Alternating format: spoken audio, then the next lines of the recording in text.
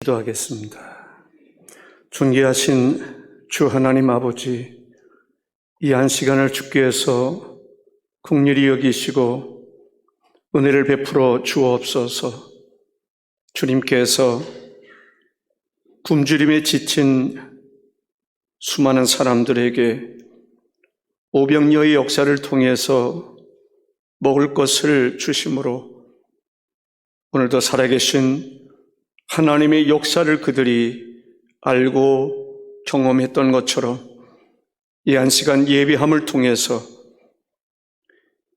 우리의 연약한 신앙이 다시 한번 분리떴 일어날 수 있도록 인도하여 주옵소서. 오늘 예배에 참여하는 유튜브를 통해서 예배에 참여하는 이들에게도 주의 크신 은혜와 은총을 더하여 주옵소서. 동일한 은총을 베풀어 주옵소서. 예수님의 이름으로 기도하옵나이다. 아멘.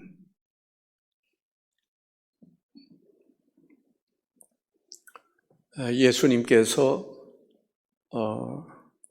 갈릴리 해변을 거니르시다가 제자들을 부른 사건을 우리가 읽을 수가 있었습니다. 갈릴리 해변을 이렇게 다니실 때 보니까 베드로와 안드레가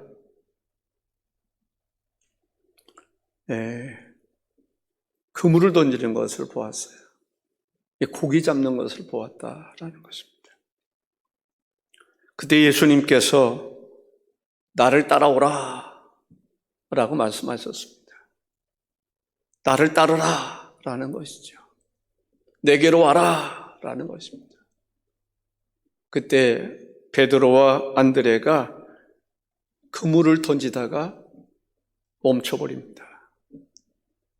그리고 예수님을 따라 나서는 것을 볼 수 있습니다. 주님이 말씀하십니다. 나를 따라와라. 사람을 낚는 어부가 되게 하리라.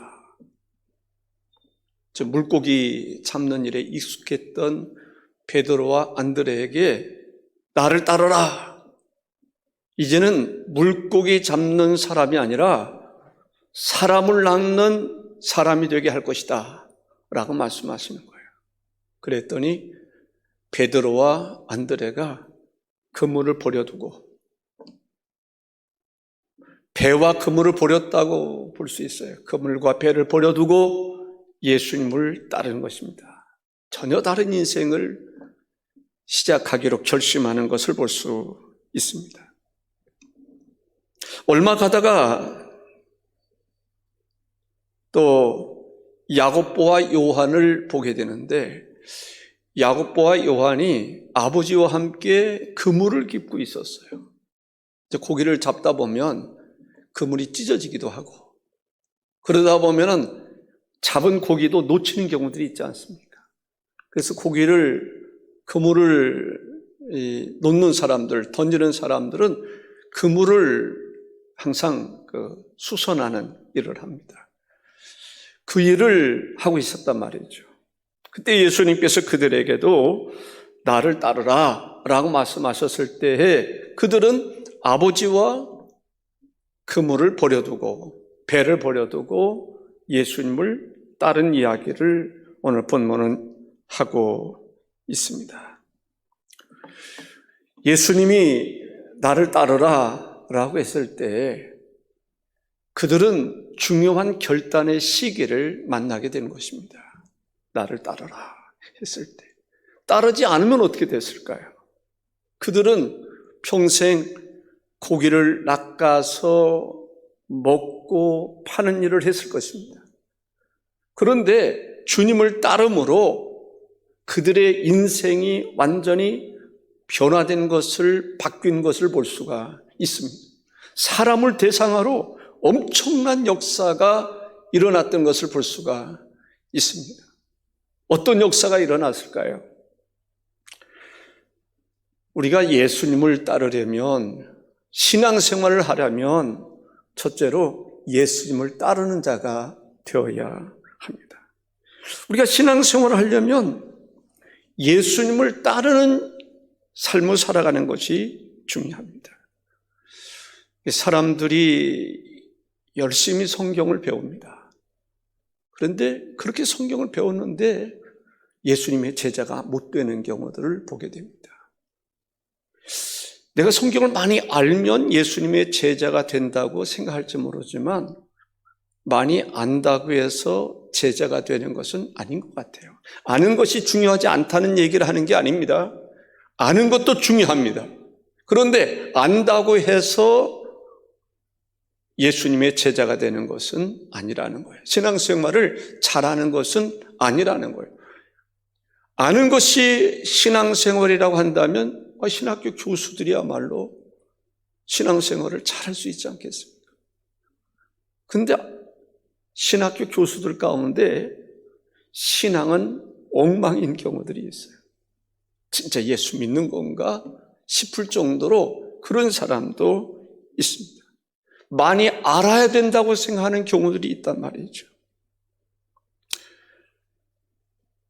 또 영적인 체험을 하는 것이 신앙생활하는데 도움이 되는 것은 사실이지만은 간혹 어떤 영적인 체험을 했다고 해서 신앙생활을 잘하는 것이냐? 그런 것은 아닙니다. 어떤 사람들은 영적인 놀라운 간증할 수 있는 거리가 될 수 있는 체험을 해요. 그런데 신앙생활을 잘하지는 못합니다. 그런 경우들을 보게 됩니다. 이 신앙생활을 잘하기 위해서는 예수님을 따라 나서야 됩니다. 아멘입니까? 반응이 좀 없으신 것 같습니다. 이럴 때는 조금 맥이 좀 빠질 때가 있어요. 반응이 너무 없으면 맥이 빠질 때가 있어요. 물론 여러분들이 집에 가서 아멘 그렇게 할 줄로 알긴 합니다만은 그렇다는 얘기입니다. 반응을 그때그때 한번 보여주는 것도 여러분 스스로에게도 좋은 것입니다. 하나님께서 아브라함을 부르셨어요. 아브라함을 부르셨을 때 아브라함의 태도는 어땠습니까? 하나님의 부르심에 따라오는 거죠. 베드로, 안드레, 야고보, 요한, 예수님이 부르실 때 그때부터 예수님을 따라다닌 거예요. 신앙생활은 예수님을 따라다니는 데서부터 시작된다는 사실을 우리가 기억하시기를 바랍니다. 아브라함, 주님께서 부르실 때 그때부터 아브라함은 본토 친척 아비집을 떠나고 하나님의 인도하심을 따라서 살았습니다. 하나님의 인도하심을 따라 살아가는 삶이 여러분의 신앙생활이기를 바랍니다. 하나님의 인도하심을 따라 살아가기 위해서는 우선순위가 분명해야 돼요. 우선순위가 바뀌면 안 돼요. 우선순위가 분명해야 돼요. 하나님 말씀 중심. 그래서 신앙생활을 잘 하려면 내 사상이 아무리 귀하게 여겨졌다 할지라도 내 사상 포기할 수 있어야 돼요. 내 친구가 중요하고 내 부모가 중요하고 내가 사랑하는 애인이 중요하다 할지라도 하나님의 말씀이 우선화되지 않으면 신앙생활은 제대로 할 수가 없습니다. 사랑하는 성도 여러분, 여러분들은 주님께서 말씀하실 때 주님을 정말 따라다니는 사람인가? 나는 주님을 쫓아다니는 사람인가? 스스로 잘 진단할 수 있기를 바랍니다. 주님께서 말씀하실 때 주님, 나 지금 해야 할 일들이 있거든요. 나 농사 져야 돼요. 나 사업해야 돼요. 주님께서 말씀하시지만은 나 결혼해야 되거든요. 신혼생활해야 되거든요. 그랬을 때 주님은 뭐라고 말씀하십니까? 주님이 모르는 분이 아닙니다. 모르고 그냥 일반적으로 모든 사람을 통틀어서 똑같이 말씀하시는 분이 아닙니다. 우리의 형편과 처지를 누구보다도 잘 아시는 분입니다.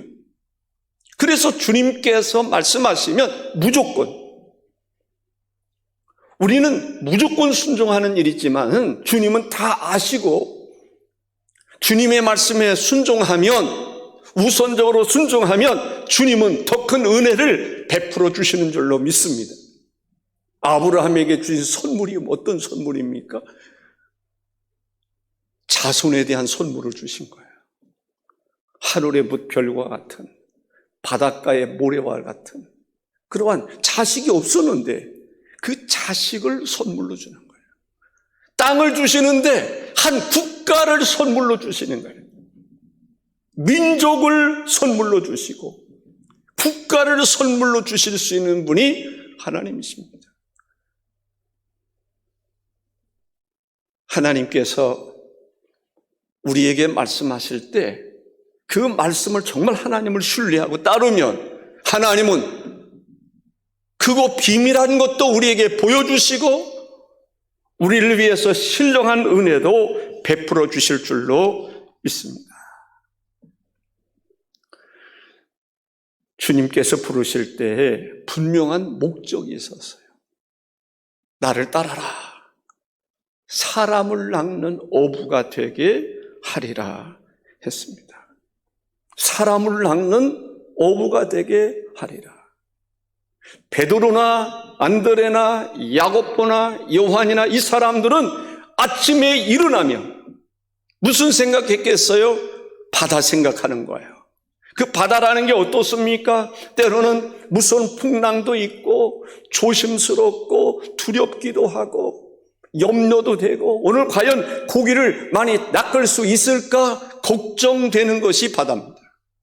늘 바다만 생각하고 살았던 사람인데 이제 예수님의 말씀을 통해서 바다가 아닌 육지가 아닌 사람을 대상으로 하는 삶을 살아가게 하신 것을 보게 됩니다.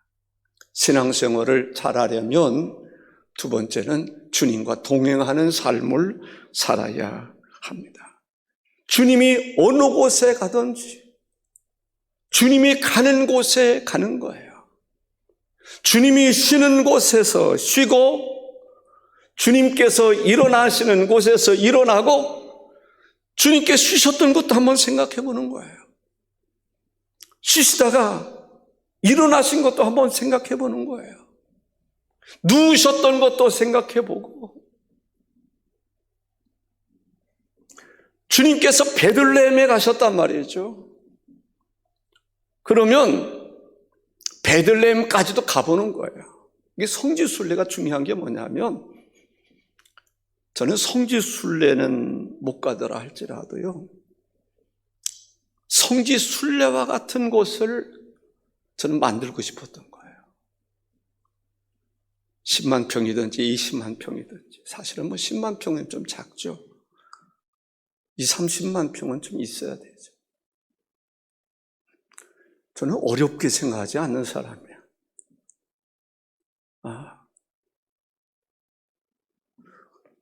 예수님은 3년 동안 다 다니셨잖아요. 저는 어렵게 생각하지 않습니다. 저는 이 설교를 준비하면서도 막 속이 상해요.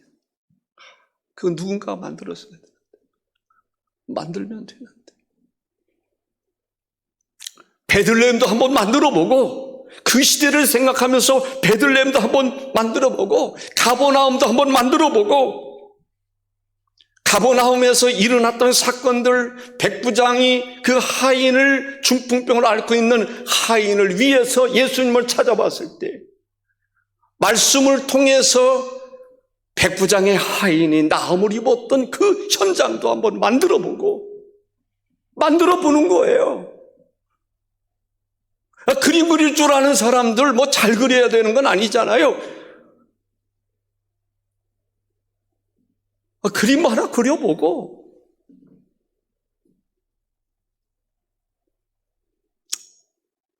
거기서 느껴보는 거예요. 가버나움에서 안식일에 주님께서 말씀을 선포하는 그것도 한번 그려보고 만들어보고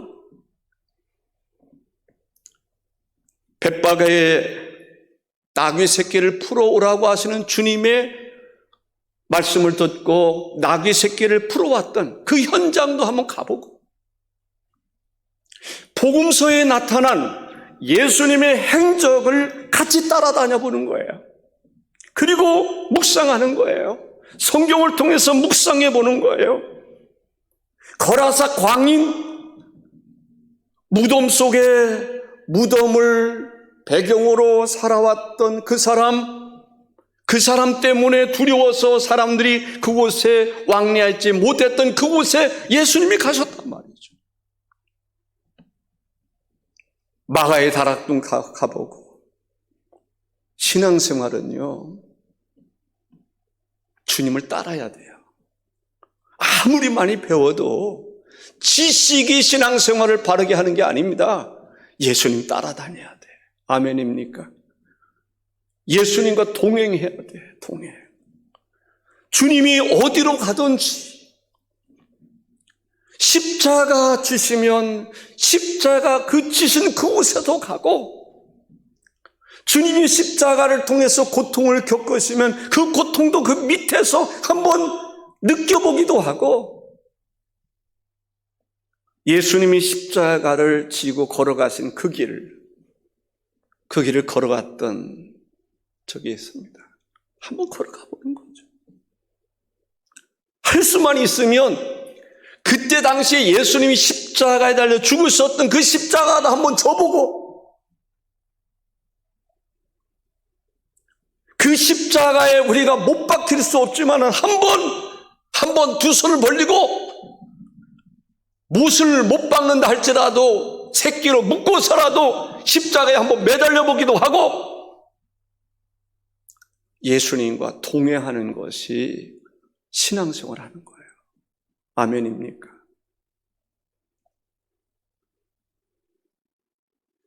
마가의 다락방에 제자들이 모였단 말이죠. 주님께서 성령으로 그곳에 임한 거예요. 사실 성지순례를 가서 안타까운 것은 뭐냐면, 마가의 다락방이라는 곳에 가봤어요. 근데 사람들이 너무 왕래하는 사람들이 많다 보니까 거기 가서 통성기도도 한번 해보고 그러면 참 좋은데, 그럴 수가 없는 거예요. 저는 가슴에 이 설교를 하다 보니까 막 속이 상한 거예요. 10만 평이 됐든지 20만 평이 됐든지, 사실 성지순례를 가봐도요, 그때 일을 제대로 재현할 수 있는 게 없어요. 마가의 다락방에 가봐도 그렇고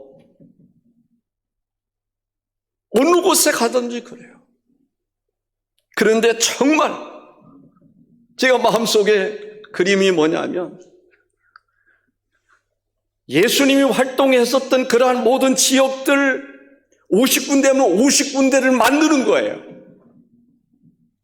그리고 예수님께서 공생의 기간 동안 순서적으로 다녔던 길이 있잖아요. 1번, 2번, 3번 매겨서 한 곳에서만 계속 모든 일을 한 건 아니잖아요. 먼저 이 역사 이루시고 그 다음에 얼마 후에 또 그 다음 역사를 이루셨던 경우들이 있잖아요. 그래서 예수님이 지도를 딱 만들어 놓고 지도 속에서 어떤 지역을 만들고 지역 속에서 주님이 무슨 일을 하셨는지, 우리가 어떤 삶을 살아야 되는지, 고난 겪으셨던 그 고난도 한번 겪어보고 주님과 동행하는 삶이 중요한 거예요. 겟세마네 동산에 가서 하룻밤 밤새도록 한번 기도도 해보고, 그게 중요하지 않을까요? 이론적으로 아무리 배우는 것보다는 가서 무서운 산속에서, 산속은 좀 무섭기도 해요.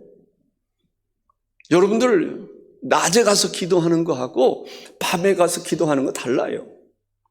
밤에 산기도 가보세요. 낮에는 너무 좋은 데인데 밤에는요, 뱀이 나오는 건 아닐까?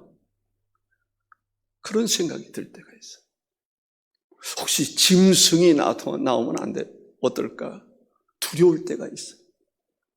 겟세마네 동산에서 저는 그거 만들고 싶은 거예요. 겟세마네 동산 만들고 그래서 밤새도록 나무 뿌리를 잡든지 한번 주님 십자가 지는 고난을 한번 겪어보는 거예요. 저는 성경랜드가 그게 성경랜드예요. 그래서 주님이 걸으셨던 그 발자취 걸어보고 주님과 어떤 마음으로 동행하는지, 이때 주님의 마음은 어땠을까? 주님이 어느 때는 화가 나셨고 어떤 때는 눈물을 흘리시기도 하시고 어떤 때는 긍휼히 여기는 마음도 있으시고 어떤 때는 또 기뻐하시고, 그러한 주님을 한번 느끼면서 걸어가 다니는 거예요. 그러한 삶을 살아가면 참 좋겠다. 에녹은 주님과 동행했다라고 그랬는데, 하나님과 동행했다라고 그랬는데, 에녹이 어떤 마음으로 하나님과 동행할 수 있었을까요? 하나님의 마음을 느끼면서, 하나님의 마음을 가지고 하나님의 마음을 느끼면서 살았던 거예요. 그냥 주님과 함께하는 그 삶이 아니라 하나님의 마음을 느끼면서 살았던 거죠. 하나님의 성품을 느끼면서 살았던 거예요. 그게 바로 주님과 동행하는 삶이라고 생각을 합니다. 바울은 이런 마음이었어요. 나는 주님과 정말 함께하기를 원한다. 십자가 그곳에서도 내가 주님의 십자가와 함께하기를 원한 거예요. 주님의 부활에도 동참하기를 원하는 거예요. 그리스도의 고난에도 동참하기를 원하는 거예요. 제가 가슴 아프고 속상하고 그런 것은 뭐냐면,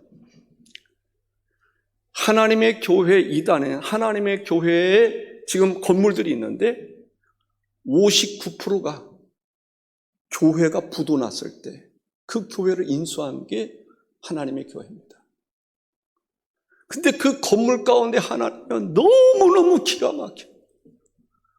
이건 환상 중에 환상이에요. 그런 어마어마한 교회, 그런 교회들이 이단으로 넘어가는 거예요. 이단은 지금도 움직이고 있습니다. 지금도 성장하고 있습니다. 지금도 복음을 전하고, 나름대로 그들 나름대로 복음을 전하고 있어요. 교회는 어떻습니까? 정부가 모이지 말라고 그러니까 그냥 안 모이고, 그러다 보니까 교회가 없어져 버렸어요. 세상에 통곡해야 할 일 아닙니까? 정부가 하는 것을 거역하라는 말이 아니에요. 그러나 우리가 생각해야 돼요. 다른 데는 전철 안에서도 사람이 빼곡히 타고 있는데 왜 교회는 안 되는 거죠? 왜 떨어져서도 안 되는 것이죠? 예식장에 가보면 예식장에 사람들이 가득한데, 식당도 가득해서 앉을 자리가 없을 정도인데 왜 교회는 안 되는 거죠? 왜 차별하는 거지요? 이렇게 차별하는데 왜 하나님의 종들은 침묵을 지키는 것이죠? 이것이 옳은 것입니까? 통곡해야 되잖아요. 하나님 앞에 통곡해야 되잖아요. 그렇지 못하는 상황에서 애통해야 하잖아요. 중직자들이 그렇게 해야 하잖아요. 하나님이 맡겨주신 양무리를 치지 못하고 양무리들이 흩어지고 양무들이 지옥으로 떨어져가는 이 황 속에서 하나님 앞에 몸부림치면서 기도해야 하잖아요.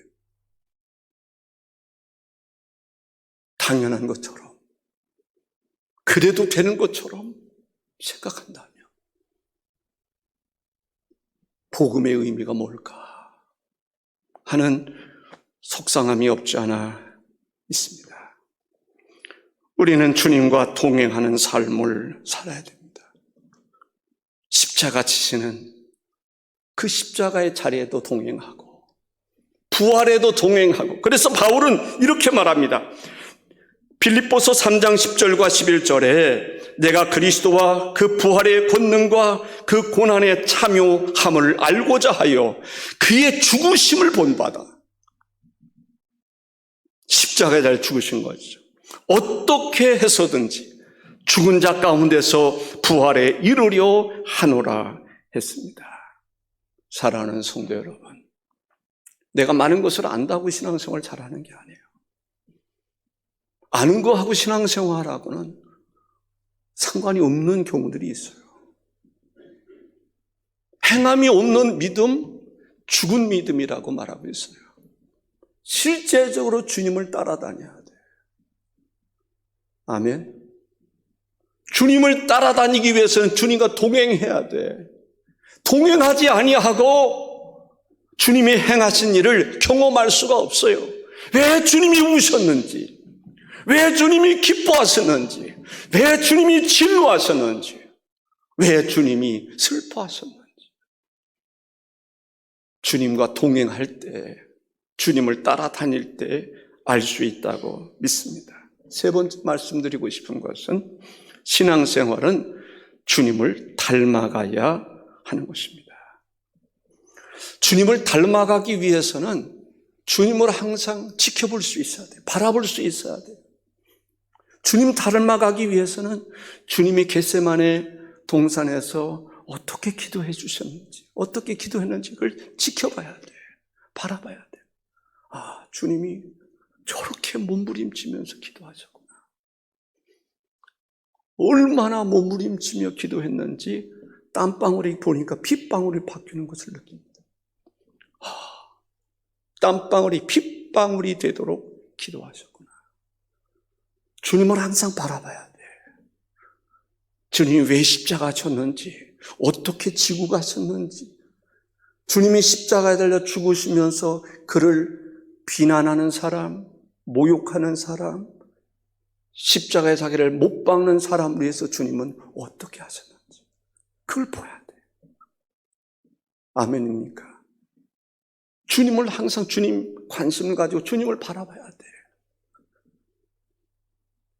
주님이 안타까운 마음으로 복음을 전하도록 하시는 그 간곡한 소리를 바라볼 수 있고 들을 수 있어야 돼. 그렇지 않으면 주님을 닮아갈 수가 없습니다. 사실 주님을 닮아가야 되는데 그런 마음이 저에게도 있고 여러분에게도 있지 않습니까? 주님의 마음을 닮아가야 되는데 그렇지 못한 제 모습을 볼 때 사실은 속상할 때가 있어요. 주님의 성품을 좀 닮아갈 수 있어야 되는, 주님의 온유한 마음도 닮아가고 정말 사랑이 풍성하신 주님의 마음을 좀 닮아갈 수 있으면 좋겠어요. 바라봐야 돼요.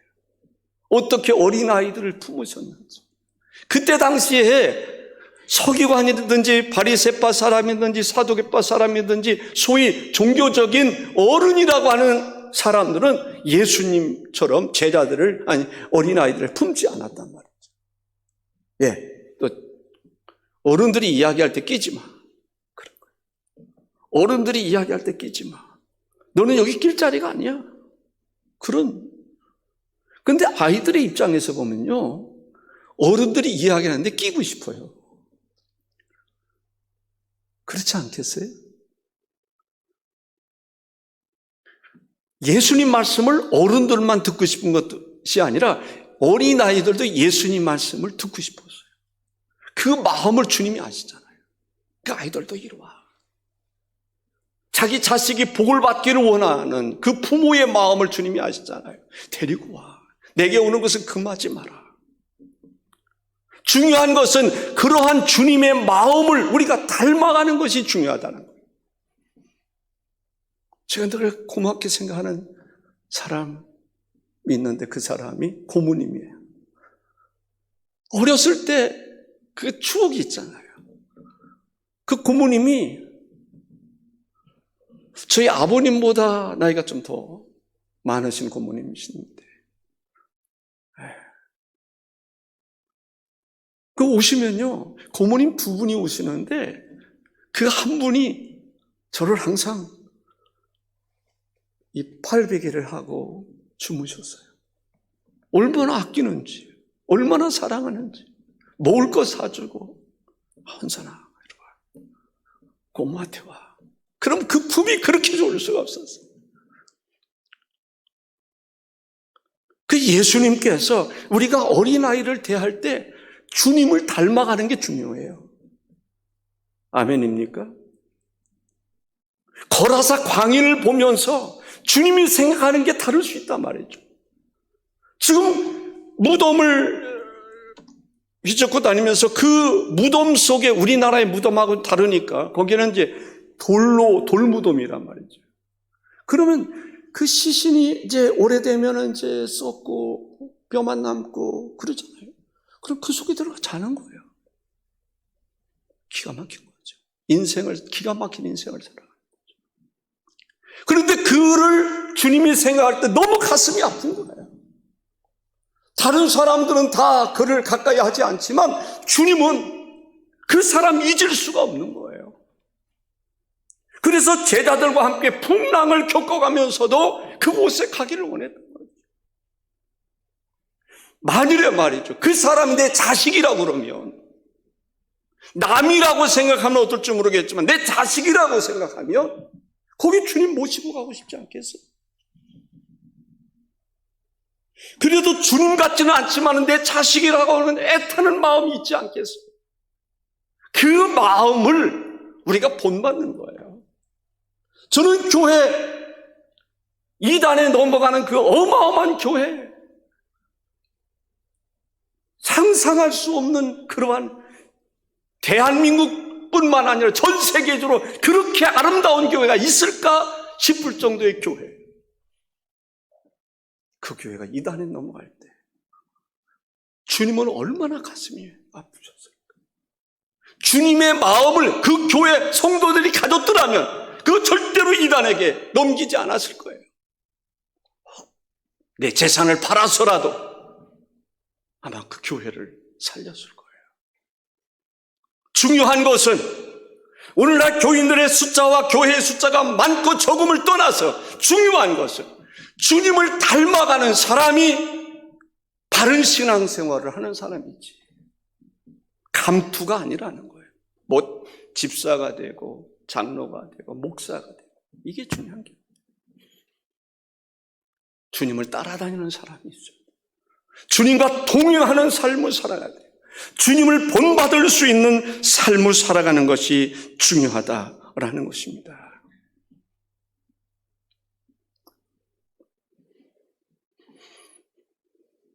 주님을 닮아가는 건 참 중요하죠.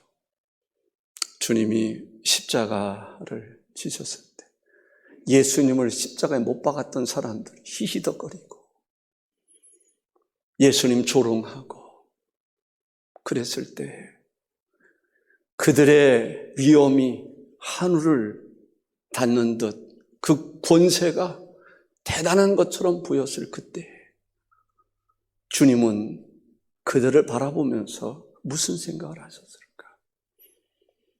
원수를 사랑하라고 말씀하지 않습니까? 그래서 주님을 십자가에 못 박고 침뱉고 조롱하고 그런 사람들, 아마 저나 여러분들은 어떤 생각을 하셨을 거야? 하늘에서 벼락이 내려서 그냥 죽게 하고 싶은 마음도 있을 수 있을 거예요. 그런데 주님은 그렇지 않았거든요. 중요한 것은 주님을 닮아가는 것이 중요하다라는 것입니다. 사랑하는 성도 여러분, 주님이 나를 따라오라, 나를 따르라고 말씀하셨습니다. 사람을 낚는 어부가 되게 하리라고 하셨습니다. 주님께서 여러분들에게 나를 따르라 어떤 메시지를 주었을 때에 여러분이나 저는 어떤 태도를 보이고 있습니까? 주님을 따른 적이 있습니까? 주님을 따름으로 주님께서 원하시는 바 아름다운 뜻을 이룬 적이 있습니까? 아니면 주님이 나를 따라오라 그렇게 말씀하실 때에 나는 이런저런 이유로 주님 따를 수 없습니다. 주님과 동행할 수 없습니다. 주님을 나는 본받을 수 없습니다. 주님 닮아갈 수 없습니다. 나는 내가 할 일이 바쁘거든요. 할 일이 많거든요. 나는 어부로서 고기를 잡는 것으로 만족하렵니다. 그래서 주님의 뜻을 거부한 적은 없습니까? 이제는 물고기를 낚는 어부의 차원에서 사람을 낚는 그러한 차원의 삶을 살아야 될 줄로 믿습니다. 사람을 낚는다는 게 뭐예요? 전도하는 거예요. 그래서 구원하는 거예요. 물고기를 구원하는, 건지는 그런 차원이 아니라 사람을 낚는 어부가 되라라는 것입니다. 어부가 고기를 잡는 방법은 다양해요. 낚시로 잡는 방법도 있을 것이고, 그물을 치는 방법도 있을 것이고, 그물을 던지는 방법도 있을 거예요.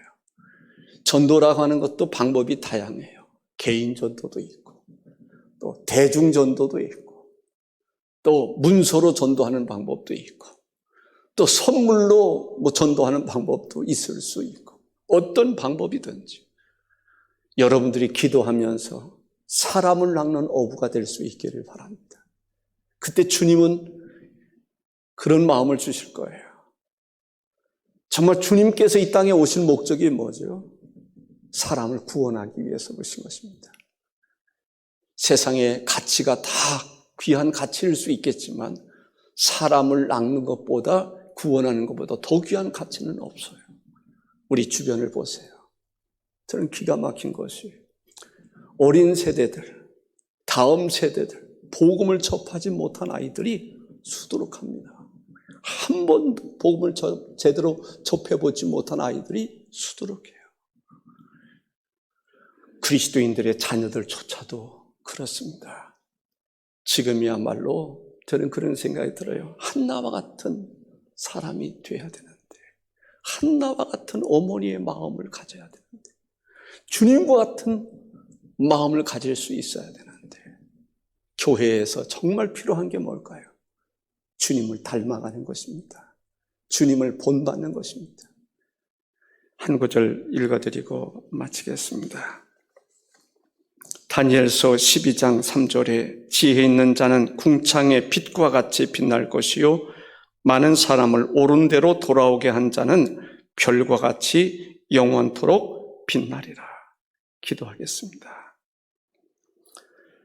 시편 126편 6절에 울며 씨를 뿌리러 나가는 자는 반드시 기쁨으로 곡곡식단을 가지고 돌아오리로다 했습니다.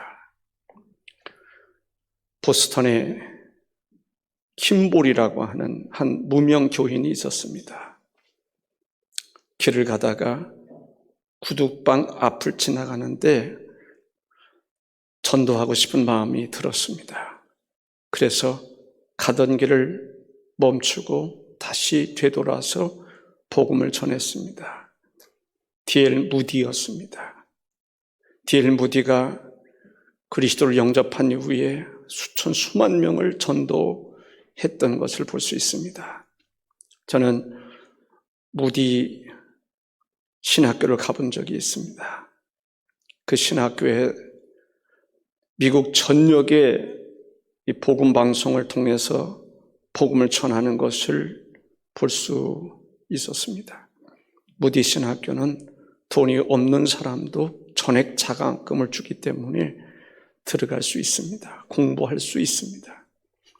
기숙사도 아마 제 생각에는 무료로 모든 것을 다 제공하는 것으로 기억을 하고 있습니다. 한 사람이 주님을 영접했을 때 그 역사는 대단했습니다. 하나님께서 지금도 여러분들을 통해서 놀라운 역사를 이루기를 원하십니다. 존귀하신 주 하나님, 우리가 신앙생활을 바르기 위해서는 물론 많은 것을 지식적으로 아는 것도 중요하지만 실제적으로 주님을 따르는 것이 중요하고 또 주님을 본받는 것이 중요하고 동행하는 것이 중요하고 닮아가는 것이 중요한 줄 압니다. 주님 닮아가는 삶을 살아감으로 정말 이곳저곳에 작은 그리스도를 만나듯 주님의 제자들을 만나고 주님의 종들을 만나고 주님의 사람들을 만날 수 있도록 우리 자신들이 주의 종들이 되게 하시고 주님의 제자들이 되게 하시고 주님을 닮아가는 사람들 되게 하옵소서. 예수님의 이름으로 기도하옵나이다. 아멘.